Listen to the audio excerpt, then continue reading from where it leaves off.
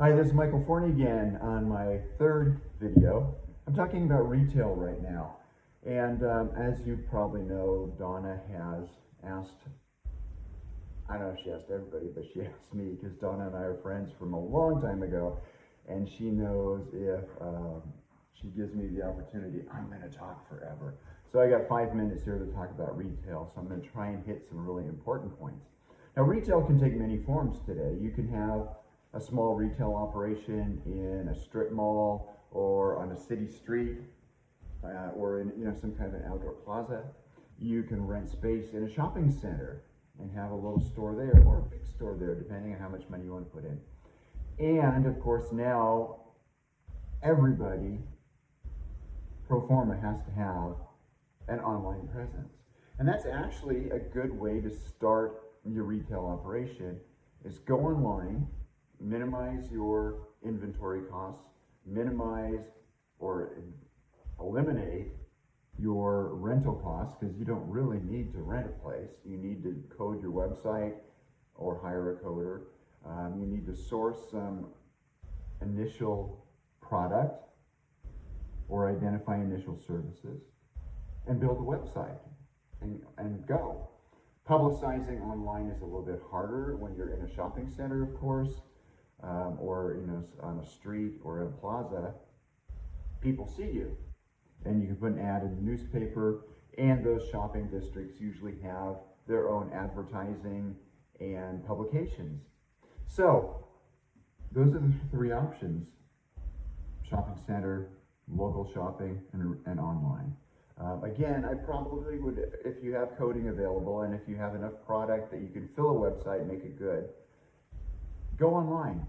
Now, part of retail is really telling your story as the entrepreneur who's running the retail store, telling your story as far as where your products came from and what they mean to you, and telling the story as to what purchasers can buy. So that also is very easy to do online. It's hard to do in purpose. Now, that's talking about one type of retail, the entrepreneurial retail. The other way you get into retail, and this is probably what I would recommend if you haven't had a family experience or haven't worked retail, go to work for one of the big retailers in the world.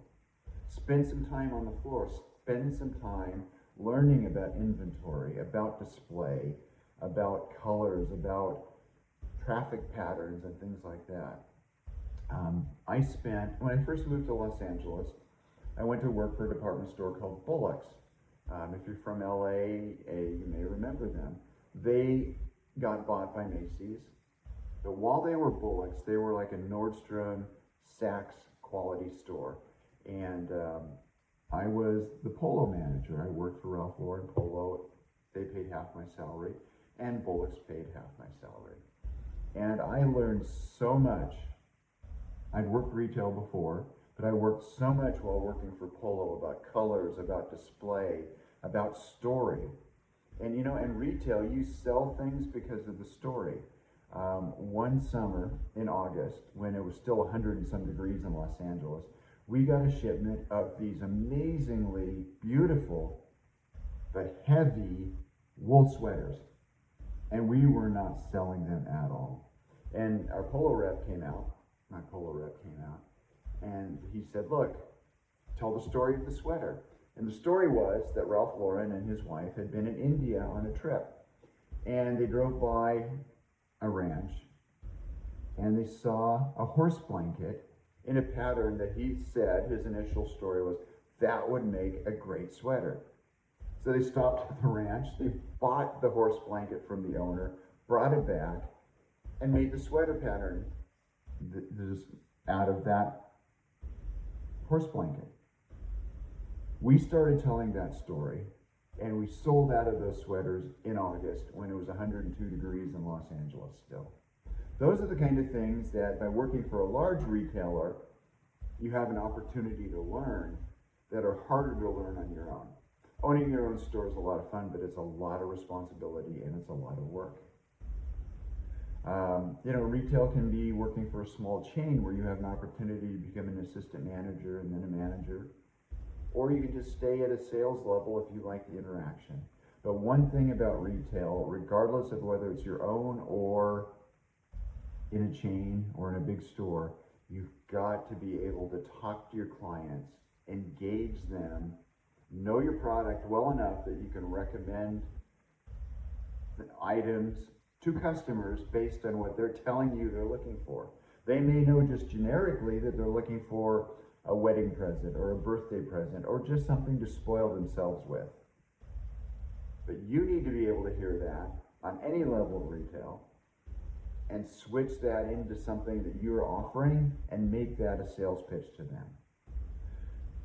Okay, I'm about out of time on this, and I just touched base on some really quick things, but hopefully that gives you an idea of what retail is about. You got to be fast on your feet, you have to be energetic, you have to be personable and enjoy talking to people.